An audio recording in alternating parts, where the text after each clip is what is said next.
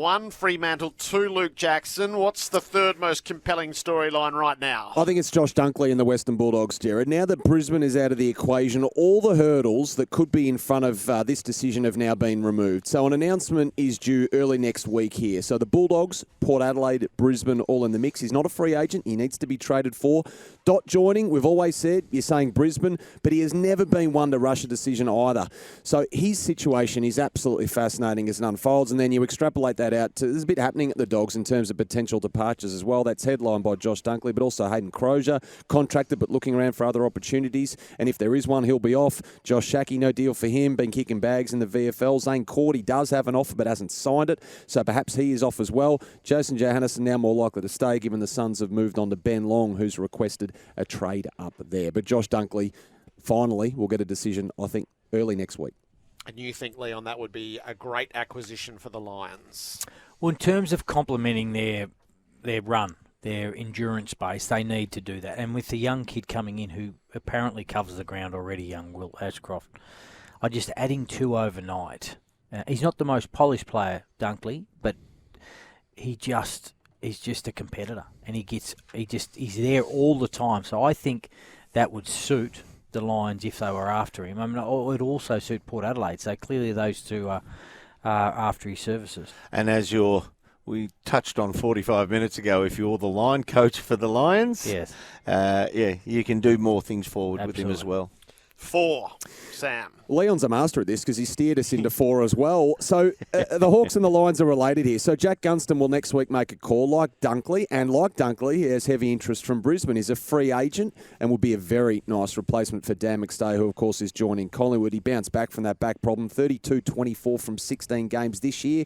His teammate Tom Mitchell wants out as well and has knocked on Collingwood's door. But just on the Lions, though, so they've lost a preliminary final. They have a commitment from the best player in the draft, the father-son Will Ashcroft. Then there's Jasper Fletcher, the son of Adrian, also available as a father-son and considered a first-round talent. Then there's Gunston, who could join as a free agent. So again, they don't have to give up anything for him. Dunkley does need to be traded for, and the Dogs will command that capital. But the Lions will need to accumulate the points to do it. But they could bring in Ashcroft, Fletcher, Dunkley and Gunston, and they were one game away from getting into a grand final. Oh, settle down. Come on. I don't want to lose Jack Gunston. So Sam, is it real that Jack is looking around? It's a 50-50 call, I think it's fair to say, Leon. He has had the offer from Hawthorn for some time, but he's held off on signing that. And we know that Brisbane have tabled an indicative offer for him. So at the moment here, he just has a choice to make. He requested some more time for next week. So that's one that he's been sitting on, Brisbane or staying put at Hawthorn. Dermott, it's an issue. From a Brisbane point of view, we're talking about that medium player. Yeah. I was sort of the hybrid, the high half forward. Yeah. Gunston, massive motor, huge work rate, straight shooter. Now, clearly that would have dropped away a little bit as he's got a little bit older, but he's not the one that gets right up the ground like he used to in the early days when Hawthorn won flags. Basically played on the wing. But he can run. Yeah, I think Luke Bruce re-signing with Hawthorn will have a little bit of an effect on Jack Gunston. Positively or negatively? Positively. Yep. Yeah, Stay together. I think he'll say we are the ones who can see this through. This is our legacy. Other than that, my belief, I've said it many times, is that if the player wants to go and chase success, you cannot begrudge him. Isaac Smith, okay, he was probably emotionally, mentally done at Hawthorn. He's got a new lease on life, and he is the epitome of the old new lease on life. I've gone to a new club, I'm free-spirited, I'm going out there and I'm playing great footy again. I have this belief that if you've got a prestige car, once it hits 200,000 Ks, you trade it in, you get peanuts for it, because it's got a lot of miles on the clock, but it's still running beautifully. Jack Gunston is still running beautifully. And if you allow him to walk from the club, you get nothing for that car. You may as well keep him for the full life of the motor, because what you get for him, whether compensation or a draft choice at this stage, it's not going to be as good as Jack Gunston's last 2 seasons. No.